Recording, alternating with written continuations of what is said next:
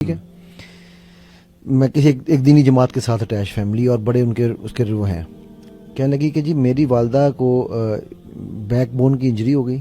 میں اس وقت میٹرک کر کے بھی ہٹی تھی, تو مجھے انہوں نے کبھی میٹرک تک کچن کا دروازہ نہیں دیکھنے دیا. اچھا ٹھیک ہے کہ نہیں تو پڑھ. اب جب ان کو انجری ہوئی تو ظاہر ہے پھر میں گھر کی بڑی ہوں, تو میں پہلے دن جب چائے لے کر آئی تو نہ تو مجھے کسی نے چائے بنانی سکھائی تھی نہ چائے پروسنی سکھائی تھی. میں لے کر آئی تو میری والدہ بیڈ پہ لیٹے ہوئے سب کے سامنے مجھے ذلیل کرنے لگیں کہ تمہیں چائے پروسنے کی تمیز نہیں, تم دیکھتی نہیں ہو, تم جیسے میں کرتی ہوں, تم اندھی ہو. اچھا کہتی ہے وہاں سے وہ شروع ہوئی اور انہوں نے پھر والد صاحب نے مجھے آ کے تھپڑ مارا مہمانوں کے سامنے کہ تمہیں شرم آنی چاہیے, تم نے ماں کی اور ہماری ناک کٹوا دی ہے. تو کہنے لگی پہلا تو میرا سوال یہ ہے سر کہ انہوں نے مجھے سکھایا نہیں.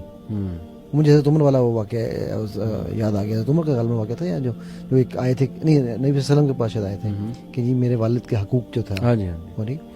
تو پھر اس کے بعد دوسری اس نے بات کی, کہنے لگی کہ سر میرے کمرے میں اے سی لگا ہوا ہے اور میرے کمرے میں ٹی وی بھی ہے.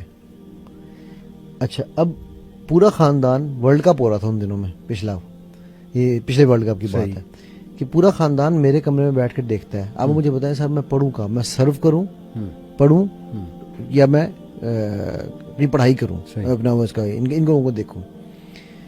اب پھر مجھے والد صاحب سے مار پڑتی ہے کہ تم جاؤ دفعہ جب باہر جا کے پڑھو. اب میرے اے سی مجھے اس لیے لگوا کے دیا تھا کہ بچی پڑھ رہی ہے تو گرمیوں میں تنگ نہ ہو.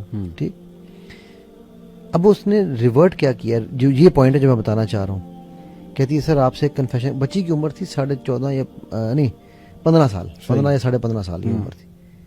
کہتی ہے سر میں نے اس کا حل یہ نکالا ہے کہ جب مجھے اکیلا موقع ملتا ہے میں نیوڈیٹی دیکھتی ہوں اور میں اپنے آپ کو سیٹسفائی کرتی ہوں. فرسٹریشن کہ میں ان کو تو کچھ نہیں کہہ سکتی. بالکل صحیح. تو میں نے کہا کہ ٹھیک ہے پھر نمازیں میں پڑھتی ہوں سر, ان کو دکھاتی ہوں کہ نمازیں پوری پڑھ رہی ہوں. اور شیطان کا یہ بڑا ٹول ہے کہ فرسٹریٹ کر کے نا اینگری کر کے بندے کو گناہ کی طرف جو ہے وہ لے جاتا ہے. تو وہ جو ماں کی وہ سکھانا کہ لوگ کیا کہیں گے کہ اس کی بیٹی کو سامان پروسنا نہیں آتا, بیٹی تباہ ہو جائے, صحیح, لوگ نا تباہ.